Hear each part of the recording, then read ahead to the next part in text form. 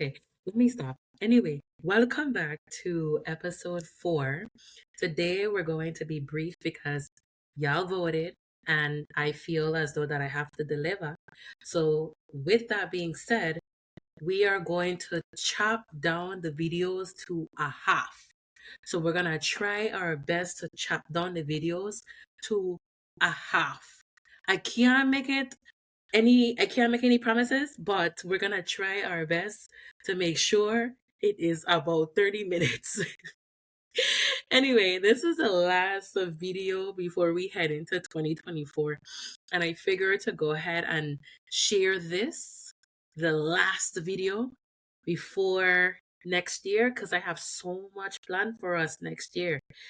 Anyway, without further ado, we're at 29 followers, well, subscribers. And I just want to say thank you so much for supporting me up until this point.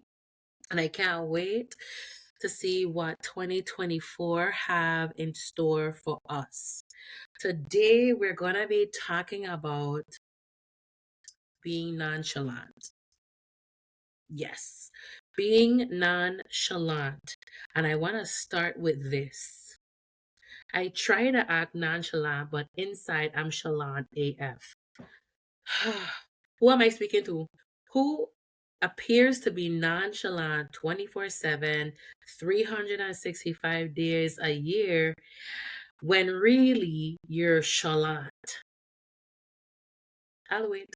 So I want to dive into this topic because I feel like it's one very popular in the media. When you look on TikTok, Instagram, Facebook, people are generally talking about people who are nonchalant towards them. But what I've seen the most is that there is a negative connotation attached to being nonchalant. Now, as much as there can be negativity around being nonchalant, it's not always. It really does depend.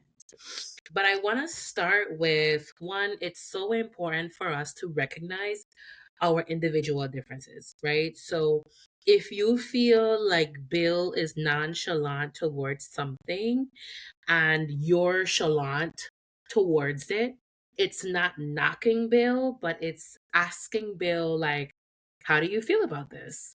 Right? So, my self reflection question for you guys is, how often have you met someone who is nonchalant and it bothers you? And then I'm going to follow up with that self reflection question and say, what is it about them being nonchalant that is bothering you? And what circumstance, right? Being nonchalant is not a terrible thing. I promise you, we're going to get into it. But really and truly, being nonchalant is not a terrible thing.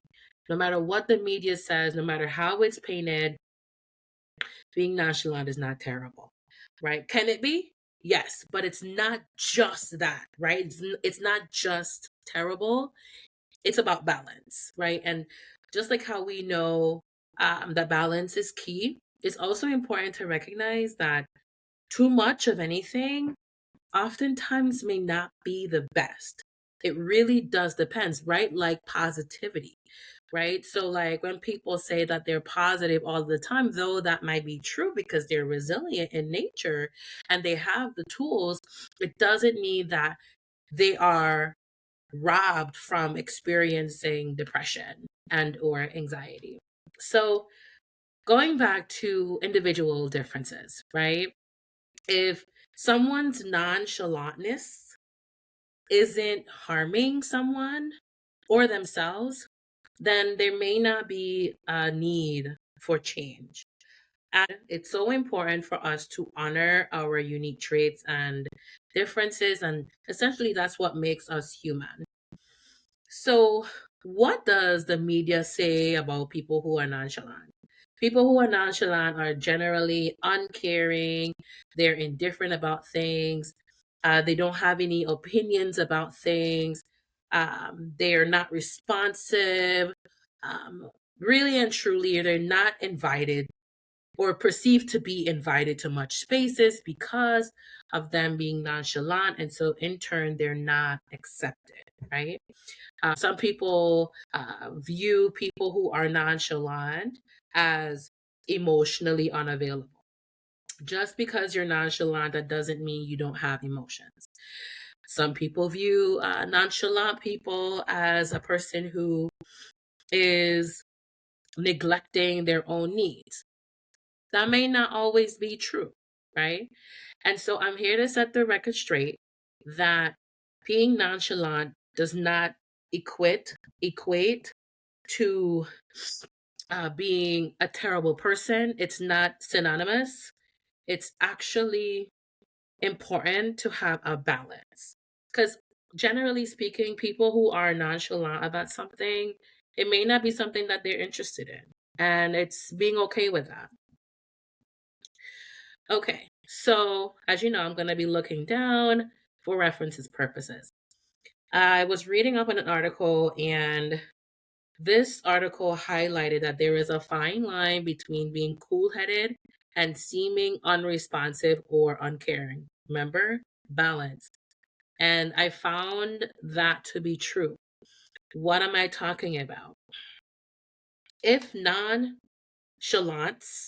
turns into not acknowledging emotions, your own emotions or the emotions of others, then it can lead to emotional suppression. In turn, people may not be as inviting or forthcoming to sharing how they feel about something. They may just completely avoid you altogether, right? And no one likes that feeling, right? You want to be invited into spaces. Now, if you're nonchalant about like being avoided in general and you found that people are avoiding you, then there might be a cause for exploration, right? Some internal processing as to what might be there, right? People don't have their like own personal reasons as to why they may be avoiding you, right? Because people have their own stuff going on every day. At the same time, it's about severity, right? So if you're saying or you're acknowledging or noticing that in every space that you're in, people are avoiding you or they don't feel compelled to share, or that whenever they do share, maybe there is some kind of like argument because of the way that you respond, or maybe not responding at all, um, then it might be time to explore, right? But it doesn't mean that what I'm saying is true to 100% degree. I'm saying is there might be some uh some truth, right? Sometimes we can be caught up in our own bubble that we need that external feedback in order for us to increase our own self-awareness and to do things differently, and just a reminder that the avoidance, right? The person, if you're the person who that people are avoiding, it's recognizing that, or that the people are maybe confrontational or argumentative with you, depending on how you're responding, or maybe they say, "Oh, you're so nonchalant. Oh, you don't care." Like looking out for these keywords, right? It's recognizing that it's recognizing that that could be a sign, right? That could be a sign. What are they saying to you? You know? Nevertheless, we're trying to keep this to 30 minutes, so it's already 10 minutes in. We're going to keep going. Okay. So, when it comes to being nonchalant, people often associate that with lacking something when really and truly we're all complex beings in nature, right? So it's not fair to just categorize someone who's nonchalant as someone who lacks something or they're less than, right? I'm not saying to go and investigate, right, or to be their therapist. I'm saying that it's recognizing that we all have our own experiences that has shaped us in some way, and it includes whether or not we're like open and chalant all the time. We're a balance between nonchalant and chalant, or we're chalant all the way. Let's talk about it. So, what does it mean to be nonchalant? Being nonchalant essentially refers to the trait of appearing cool, composed, and indifferent in a variety of situations. These are people who give off the vibe like there isn't much care in the world or they lack concern. But this doesn't mean that they do not care. Very important. They may give off the vibe that they don't care, but this doesn't mean that they do not, or that they are unwilling to show care, right? Or doesn't have the means or the skills to show care. People who are nonchalant, they tend to take things in stride and don't let circumstances or adverse or terrible situations upset them or disrupt their emotional balance. Um, at the same time, this doesn't necessarily mean that they don't care or aren't affected by things. Now, there is a variety of reasons why people appear to be nonchalant, right? And it's one, culture, two, personality and temperament. Just because you're tolerant about something and maybe you have like 80% of tolerance for this particular thing, that doesn't mean that when you meet someone else that they have 80%. They might just have 10, right? And it's unfair that they are judged because then we're saying that you should have the same tolerance as me when we're all different human beings and we're complex in nature for a variety of reasons, right? Um, a coping mechanism, right? I do want to come back to that one because I feel that is what society is converting the role of being nonchalant into, right? Without saying it directly. But we're going to come back. So we're going to come back to coping mechanisms. Emotional intelligence. Depending on the person's emotional intelligence, their level of emotional intelligence, they may be better at displaying, managing, expressing their emotions. They may be able to regulate their emotions. And with that being said, they stay composed under pressure, which can sometimes be perceived as being nonchalant. What else? Life experiences. So many of us have gone through different walks of life. All of us have gone through different walks of life, right? We all come from different backgrounds, not just limited by race, but limited by our environment, our culture, our families, our interpersonal relationships, our intimate relationships, right? And so, and just maybe like professional relationships too. And so, with that being said, we all come with stuff, right? And our stuff looks different compared to our counterparts, right? Even if you're a person who lives with another person who grew up with this said person, you all experience things differently. And how we interpret our experiences is important, and so it shapes us, right?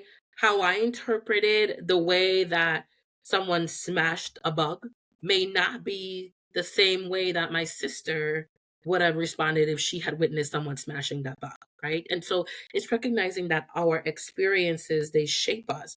And so it's not fair that we tell or we get to tell another person, oh, well, hey, it's not that serious. Oh, well, you know what? Get over it, right? So just keeping in mind that though you may have endured a similar experience to someone, it doesn't mean that your interpretation was the same. Neither was your response, right? And that could be behavioral, it could be emotional, mental, you name it, physical, right? And so it's keeping in mind that our experiences shape us. Fear of vulnerability. I feel like that ties into coping mechanisms, which we will come back to. But essentially, a nonchalant attitude can sometimes be mask for a fear of vulnerability. So vulnerability is the act to be open and to show our true feelings about something, which can be sensitive, right? For some people, which in turn will be scary.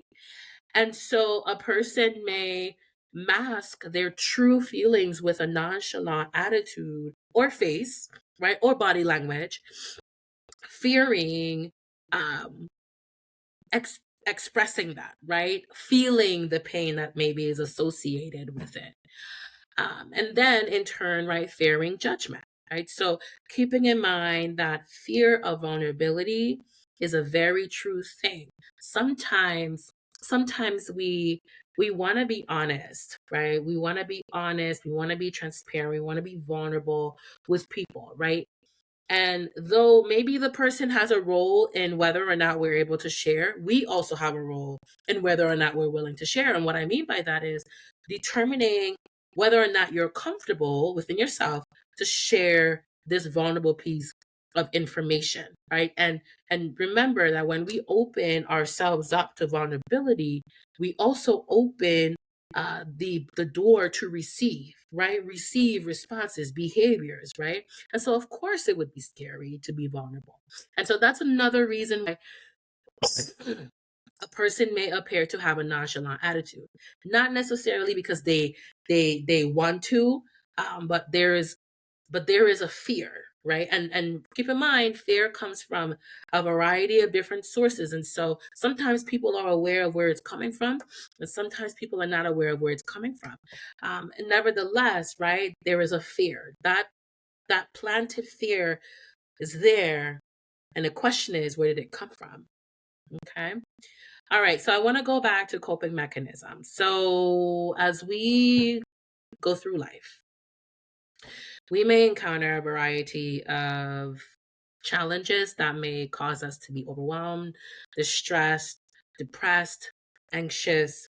And it's recognizing that some people might scream when they're feeling overwhelmed by life, for example. A person with a nonchalant attitude may not scream, right? This person may remain calm, composed, and you're not going to see them flinch, right? And so, does that mean that something is wrong with them? Maybe, right? Because on one side, since we're talking about coping mechanisms, on one side, a person may be responding in this way to help regulate. They may respond nonchalantly to help regulate, right? Because one, what is true is that when we become overwhelmed and we panic, anything can happen when we're panicking, right? Um, Sometimes when we're panicking, we try to control the uncontrollable. So when we place someone who's nonchalant in something that maybe is not controllable or within the hands of this person, that nonchalant person may respond nonchalantly because they recognize, hey, you know what, I can't control this, so I'm just going to keep myself composed. And so while they're composed, they're regulating. That's one side of it. Now we have defense mechanisms. So, very different from coping mechanisms. So, when we are defensive, right, we may respond in an impulsive way due to a variety of things. So, what am I talking about? You're in a relationship with Bob or Sarah, and no matter what it is that you've gone through, Bob and Sarah doesn't respond in a way that you feel supported, you feel cared for, you feel loved on, you feel comfortable with, right? And no matter what it is that you share, no matter what it is that you're going through, Bob and Sarah decides that they're not going to give you that emotional support. Mind you, you do need that emotional support. And nonchalant Bob and Sarah, nothing. You're not getting nothing. You're not receiving feedback.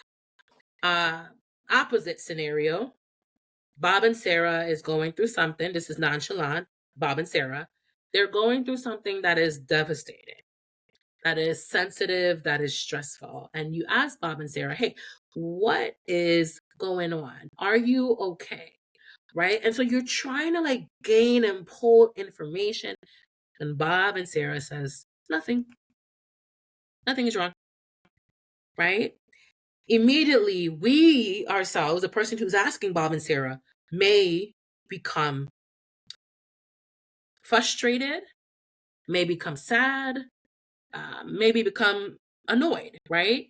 Because there's no information being given, there is no description of the situation, there is no emotions being expressed or shared, nothing, right? You're getting nothing. going back to life experiences and life experiences shaping us, oftentimes when a person is nonchalant about everything, both positive and negative, it's recognizing that there's something there. There's a barrier there. There is something that is blocking that person's ability to express. Now, we also mentioned fear of vulnerability. That it could be that too. It could also be um, fear of emotional invalidation, for example, right? So let's say Bob and Sarah, nonchalant Bob and Sarah, at 8 years old, they were in communities, in spaces where when they are expressing their needs, it's not met every single time. They're they're asking or sharing, anything that has to do with them, their needs are not met. They're not met with physical needs, they're not met with emotional needs. And so now they're 35, right? So from 8 to 35, their needs have not been met. And so now you're looking at nonchalant Bob and Sarah who might be struggling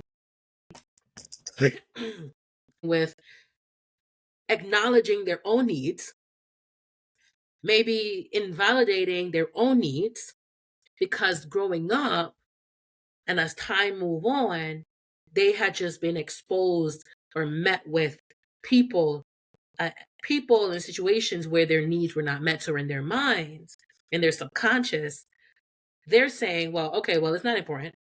I'm not important. That's essentially the message. I'm not important. Situation that I'm in is not important, whether it's good or bad. So I'm just going to keep it to myself. I'm not going to share anything with anybody. I'm just going to keep it, right? I'm going to keep it. I'm going to keep it tight. I'm going to keep it locked because what? I'm going to protect myself.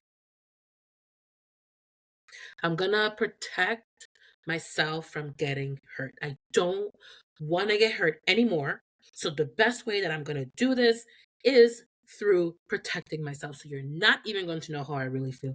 And so what's going to happen at times, right? Sometimes this may not be the case for everybody, is that now Bob and Sarah are in relationships, as an example, intimate relationships, and their intimate relationships and their partners are saying, why aren't you excited about this? You know, um, you're so nonchalant about everything. Let's see. The person that they're with maybe is like crying for them to share and they're not sharing. And so they may appear emotionless when really they're carrying a lot, and given the receipts from the past, right? Or even the present, because they could still be going through something that connects to the past, which then makes them feel like their needs are not necessary, right? Or important. And so what happens is they're just in this box, right? And it's locked pretty tight. And they're able to connect with people, right? And say hello. When it comes to getting to the deeper level, though, no. Bob and Sarah, they're not going to let you get past this certain level because of fear, yes, and also to protect themselves. They refuse to let you see what's important to them because that opens them up to then deciding whether or not you're going to show up for them or not, right? And so what happens is that they're not going to let you see anything. So what's going to happen is that they're going to meet their own needs, maybe, right? Or that they may suppress their emotions and they may be so consumed with emotionally suppressing that they don't spend a lot of time acknowledging their emotions. They don't really spend a lot of time honoring their accomplishments. They don't really spend a lot of time acknowledging when someone says something to them that is painful. Uh, they don't spend a lot of time on it. They don't really spend a lot of time on things that maybe are important to them or that it should matter, right? And I'm talking about the severity of this, right? So we're not saying that one time Bob and Sarah experiences this or responds in this way. We're saying after 10 years, in a relationship with their intimate partner, this is what we're seeing. You're going to get to how are you doing? Hi, how are you doing? Um, how was your day? You may receive responses like, good. How do you feel about this? I don't feel any way about this, right? Again, severity. So remember, it's about balance. So it's okay to be nonchalant. It's another thing to be nonchalant 24/7, 365 days a year, 10 years, for 10 years. And you're hearing the, external people, and even you acknowledge it, right? Not just external responses, but you acknowledge it. Like you're not going to respond to that. Nope, you're not going to. So every time there's an opportunity when someone tries to go like, so tell me about what you mean by good when you say that you feel good. You're not gonna get you're not gonna get any more.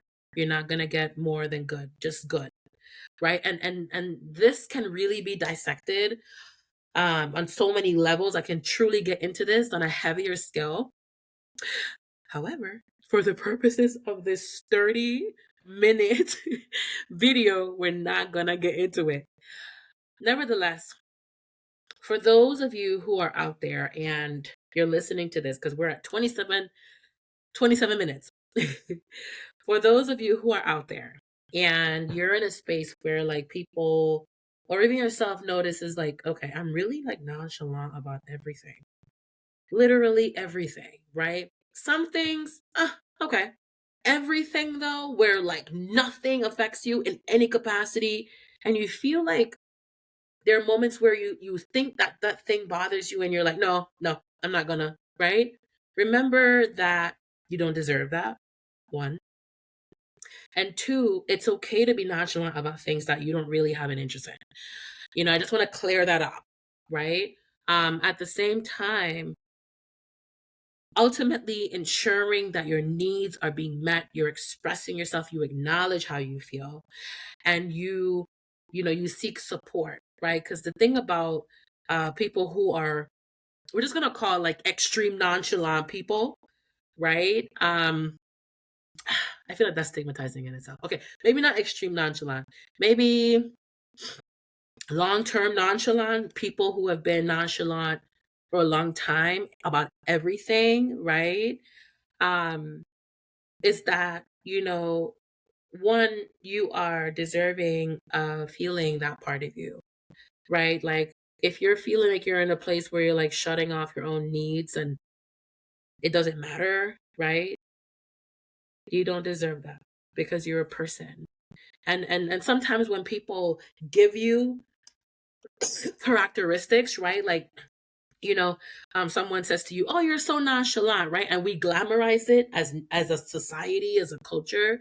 You may not feel compelled to turn it off for a little bit, right? And I'm speaking for the long-term nonchalant people. You may not feel compelled because it's so glamorized in our culture. At the same time, like it's being cautious and mindful that you're not turning off your emotions or ability to feel things because people have now placed this characteristic on you. And another thing too, be careful what people say about you, right? Like, if you found that, you've been trying to be chalant, and people from like, 1999 come saying things like, oh, you used to be nonchalant, what happened to that? We need to talk about that. We need to really explore that. We need to examine that. Because just because you were nonchalant for 30 years and the first day you decide to be chalant and people are feeling uncomfortable, that has nothing to do with you, right? That has everything to do with them. And it's about you giving yourself that, your heart, the ability to flourish, to heal, right? Heal parts of you that has just been turned off for protective purposes, right? And it's recognizing that one, you have to do that, right? Like that part with your support, right? With your village. And I can talk about villages all day long. At the same time, be careful what people say about you or place upon you, especially when it's not something that is exactly what you want to hear or resonate with. right? That isn't completely true, because then sometimes the voices will then discourage us from really embracing a part of us that we want to share because of the norm, right? People are so comfortable with you being a certain way that the moment that you become this nonchalant person, they're like, whoa, whoa, whoa, we don't want that, right? What matters is that you want that. And once you want that and you want to do something about it, that's something that you need to be proud of. And I'm just going to say it first and here in this space that I'm so proud of you, right? I'm so proud of you for tapping into this video and to hear my voice and to allow me to change the trajectory of what it means to be nonchalant, but also embracing to be chalant, right? Now, I'm not saying that there's anything wrong with being nonchalant at times, right? To be composed at times. I'm saying that if you found that it's uncomfortable, you feel a whole lot, and yet you just feel stifled, my suggestion is to maybe talk about it with people who you love and who you trust. And then if you feel like, okay, I want to take action, I would then recommend, connecting with a professional who can maybe maneuver what's coming up for you, right? Because you are a person. And as you may have seen me share in my other videos, that once you're a person, you're not exempt from emotions. You're not exempt from feeling things, right? Doesn't mean you're going to feel some way about everything all the time, 24/7. No. At the same time, there has to be something that you feel passionate about. And even if no one else sees it or no one else cares, you care, and keep caring and keep showing up for yourself no matter what, no matter the circumstance. What matters is that you care enough about you, okay? Because again, we've glamorized things that we shouldn't necessarily glamorize, and I feel like we also have made it in a way that it's normal, right? Like and nonchalant means that you're a terrible person when that's not true, right? Does it mean that maybe being nonchalant all of the time may hurt people along the way? Yes, right. And of course, right, like you want people to care about you. You want people to respond to your emotions and support you. And so when you don't get that, you're hurt by it. Of course, you're disappointed. At the same time, right, being nonchalant or uninterested in something is okay, right? And again, it's recognizing that balance is key. Balance is key. You don't have to care about everything in every situation. It's about caring about what you do care about and showing that. If there's a barrier, if there's a block, then we want to tap into that a little bit deeper and give yourself permission to examine that. Give yourself grace too. And then give yourself that extra oomph to say, hey, you know what? I want to check in with someone who can support me through this. And I will tell you that as a therapist, I've commonly run into people who would say they're nonchalant when they genuinely care about someone, right? And they are afraid, right? So how many of us are afraid, right? When we start something new, we have to go through this new thing, right? Right? How uncomfortable that is, right? To start something new again, right? So essentially, sometimes people revert to being nonchalant from being chalant, fearing being hurt, fearing not being worthy, fearing not being lovable. When really, if you're listening to this, don't know who this is for, you are worthy.